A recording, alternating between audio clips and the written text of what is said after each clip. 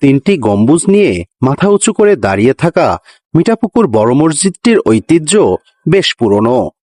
রঙ্গ নির্মাণ শৈলীর আকর্ষণে আকৃষ্ট না হয়ে উপায় নেই দর্শনার্থীদের।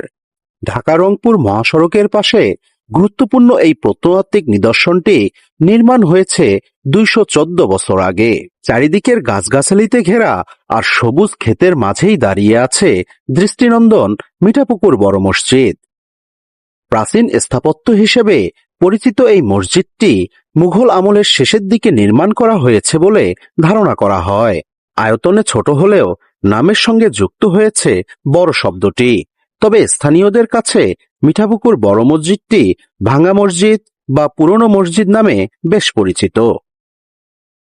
এখানে আসতে হলে আপনাকে প্রথমে মিঠাপুকুর গড়ের মাঠ নামক জায়গায় আসতে হবে। এরপর পশ্চিম দিক দিয়ে যে রাস্তাটি চলে গেছে